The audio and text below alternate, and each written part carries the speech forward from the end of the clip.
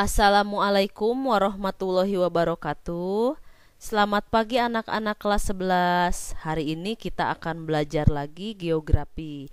Pada pertemuan ke-13 ini dalam belajar di rumah. Jangan lupa untuk selalu mencuci tangan, menggunakan masker, dan tidak bersalaman. Pada kesempatan ini kita akan belajar mengenai energi baru dan terbarukan atau disingkat EBT. Nah, indikator pencapaiannya yaitu mengenal potensi dan persebaran sumber daya untuk penyediaan energi baru dan terbarukan. Anak-anakku, Indonesia itu merupakan negara yang memiliki potensi energi terbarukan yang cukup besar. Hal ini dapat dilihat berdasarkan letak geografis, letak astronomis, dan letak geologis Indonesia.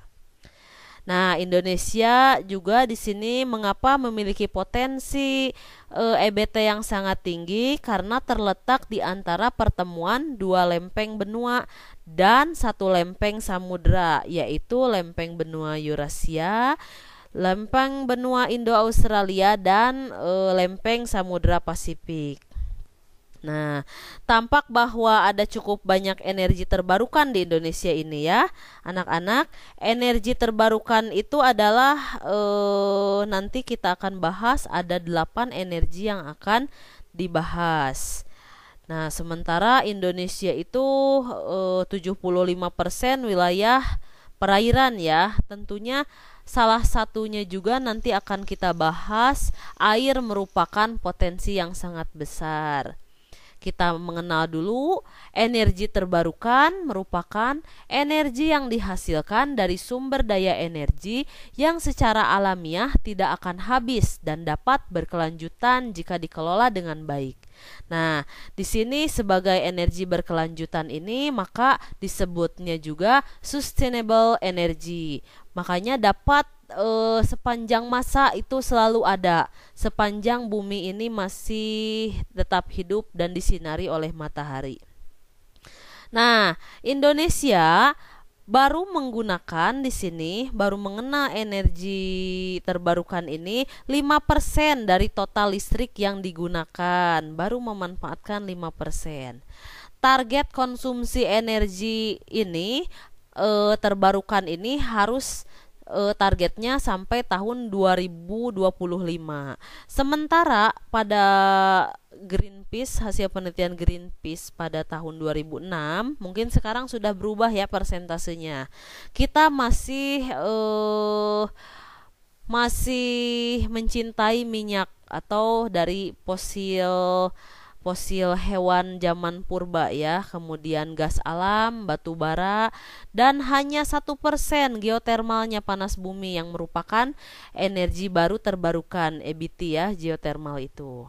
Kemudian tahap pada tahun 2025 enggak muluk-muluk, enggak harus semuanya berubah jadi EBT, kita enggak menggunakan minyak bumi, tapi berkurang. Minyak buminya digunakan hanya 20%, sementara sudah menggunakan energi yang lain itu di sini EBT-nya nih yang 17%, ada di sini udah menggunakan biofuel, geotermal, kemudian solar, matahari ya, solar di sini, angin, kemudian liquid oil from coal 2% ya.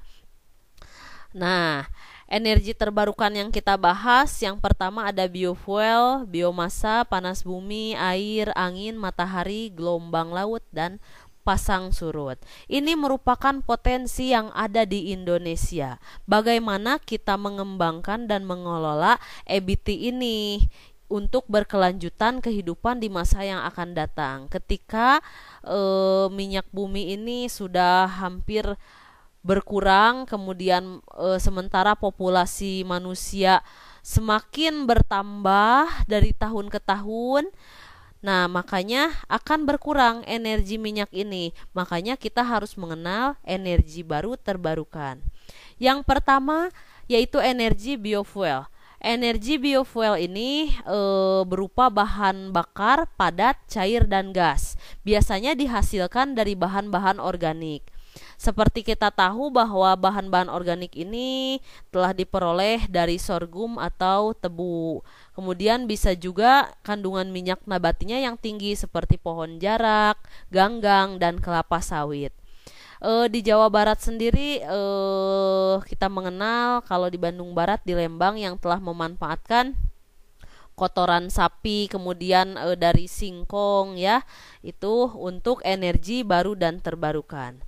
Yang kedua yaitu biomasa. Biomasa ini berasal dari organisme yang hidup atau belum lama mati, seperti kayu, limbah, atau alkohol. Di Indonesia sendiri yang sudah ada PLTBM biomasa ini di Pulau Bala, menggunakan dari hasil sisa limbah tongkol jagung ya. Nah, selanjutnya yaitu panas bumi. Panas bumi ini Indonesia sudah punya 40% dari seluruh potensi panas bumi di dunia. Nah, ini Indonesia sangat potensi sekali. Yang pertama yaitu ini panas bumi. Sementara di Jawa Barat kalian telah tahu itu ada Kamojang. Kapasitas cadangan sumber daya energi panas bumi di Indonesia itu mencapai 28.994 megawatt. Sama dengan kalau kita bandingkan dengan minyak itu kurang lebih 200 miliar barrel minyak. Nah, ini sungguh potensi yang sangat besar sekali dikembangkan di Indonesia sebagai pengganti minyak bumi. Nah, kemudian ada di sini peta potensi panas bumi. Nah, salah satunya ini di Sumatera. Nah, kelebihannya ketika di sini seperti PLTP Dieng ini biaya operasional lebih murah daripada PLTU ya. Sementara kekurangannya ini butuh sekali biaya investasi yang sangat besar. Otomatis kita akan membutuhkan bantuan negara lain untuk mengembangkan EBT panas bumi ini ya. Jadi kita harus bisa welcome terhadap negara lain yang mau membantu, tetapi kita juga harus membatasinya agar tidak dikuasai oleh asing gitu ya. Nah, kemudian ada PLTA. PLTA ini sudah banyak digunakan di Indonesia ya. Konsumsi listrik yang sudah kita gunakan itu 20% dari air. Nah, PLTA yang kita kenal di sini Cirata ya, menyinari listrik Jawa Bali gitu ya. Nah, sebenarnya banyak lagi PLTA yang ada di Indonesia.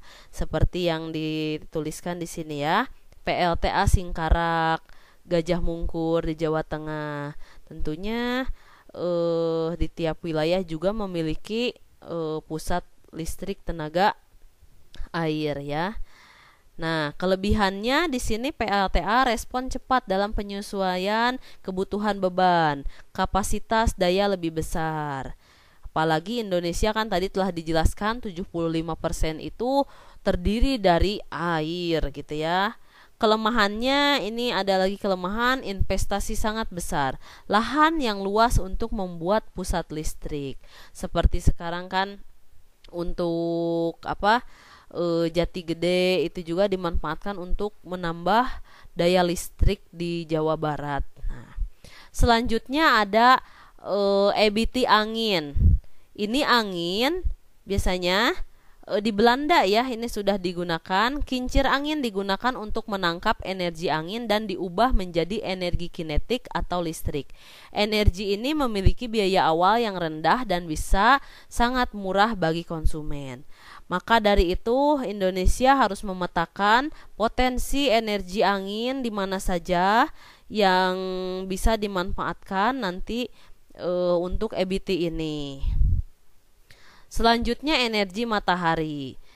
Nah, energi matahari ini juga sudah kita banyak gunakan di Indonesia, adanya dengan solar cell ya yang telah kita gunakan. Merupakan di sini matahari sumber energi yang memancarkan energi sangat besar ke permukaan bumi. Ya, per meter persegi permukaan bumi menerima hingga 1000 watt energi matahari. maka suatu hari kita tidak akan bisa mengolah lagi atau memompa minyak di dalam perut bumi. Kita harus memanfaatkan peluang ini lagi.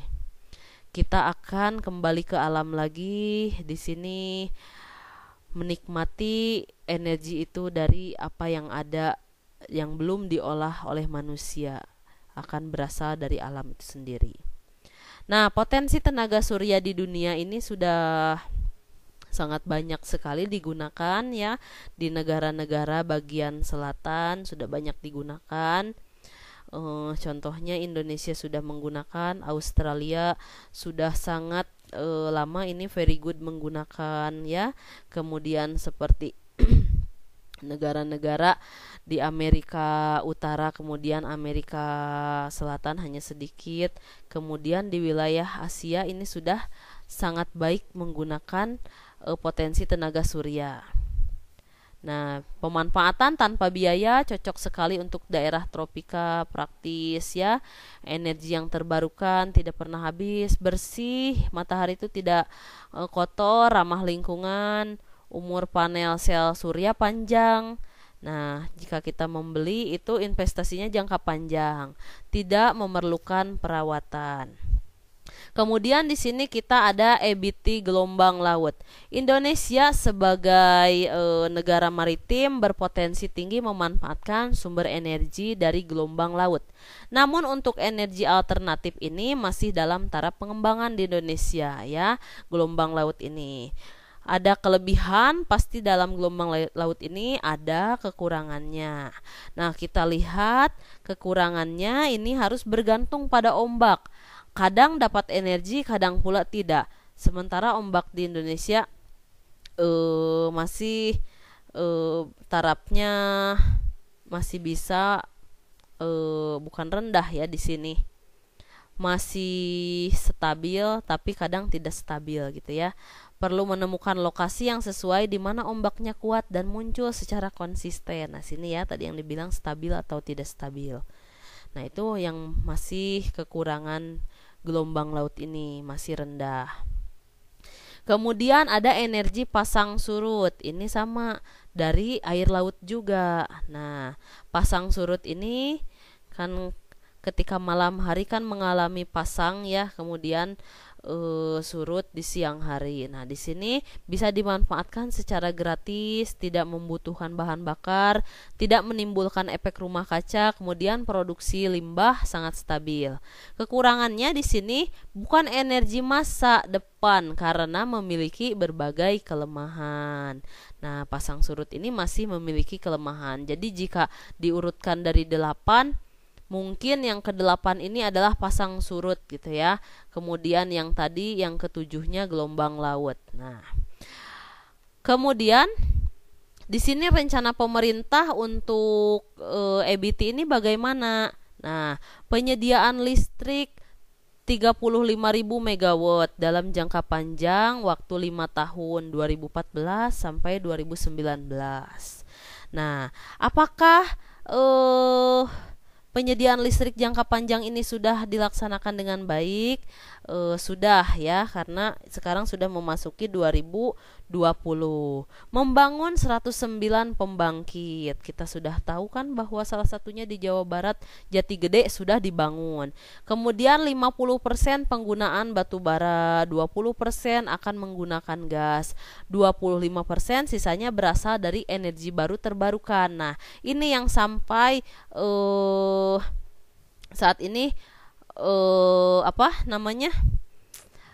rencana pemerintah sampai tahun 2025 yaitu 25% berasal dari EBT, matahari, air, angin, bio dan geotermal. Nah, untuk membantu rencana pemerintah ini, bagaimana untuk siswa di sini? Sudah mulai kalian di rumah dapat memilah sampah. Nah, karena kalau kita tidak menanamkan cara pemilahan sampah nanti untuk biofuel ya bisa nanti akan skala lebih besar, akan lebih mudah ketika pemerintah mengajak mari kita berubah kepada energi baru terbarukan. Nah, kita sudah siap dengan dimulai dari hal-hal yang kecil ya. Menggunakan listrik seperlunya ya, jangan berlebihan. Ketika kita membuka tidak terlalu sering membuka kulkas, menyalakan AC. Kemudian jika berpergian tidak terlalu penting, tidak usah kemana-mana, apalagi dalam kondisi COVID-19 ini kita hanya di rumah saja. Nah, itu adalah salah satu bentuk dukungan kalian terhadap energi baru terbarukan. Semakin tinggi kita mengkonsumsi energi minyak bumi, kita itu sama saja dengan orang yang melakukan pemborosan. Begitu anak-anakku, pada pertemuan ke-13 ini belajar tentang energi baru terbarukan telah tersampaikan. Apabila ada pertanyaan silahkan bisa komentar nanti di bawah video ini. Terima kasih atas perhatiannya. Jangan lupa untuk mengerjakan tugasnya ya. Nah, assalamualaikum